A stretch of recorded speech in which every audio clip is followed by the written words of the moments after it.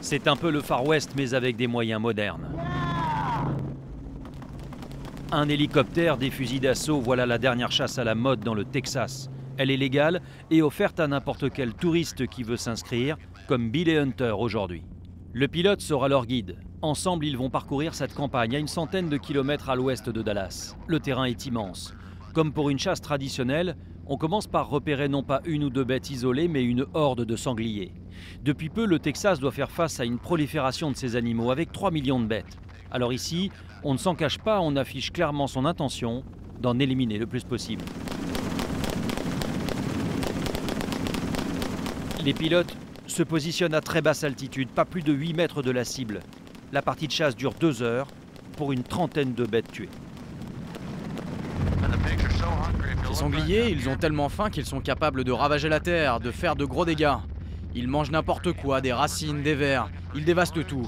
Et ils peuvent faire ça en une seule nuit. Des dégâts que le Texas évalue même à 50 millions d'euros par an. Sur ces champs, on voit des traînées noires, des marques qui correspondent au passage des sangliers.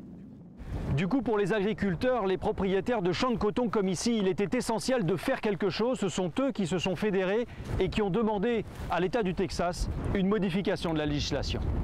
Car ces animaux ravagent n'importe quel champ sans faire de différence entre le blé, le coton ou les fruits. Ils mangent ou piétinent n'importe quoi.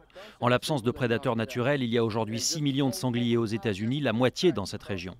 Lorsque Gene et son fils Russell se sont installés, ici en 72, ce genre de piège suffisait. Une époque révolue.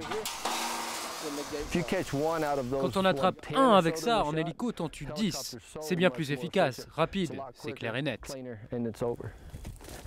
Des bêtes qui pèsent jusqu'à 100 kg le plus souvent, ces chasseurs les laissent sur place.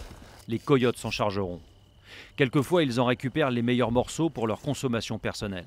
Mais lorsqu'ils sont en trop grand nombre, ces mammifères deviennent dangereux pour l'homme, d'autant plus que leur reproduction est rapide. Ces deux femelles, dans le courant de leur vie, peuvent facilement donner naissance à 120 marcassins. Jusqu'en 2011, les fermiers payaient des chasseurs pour quelques sorties par mois. Désormais, les touristes ont pris le relais et se bousculent.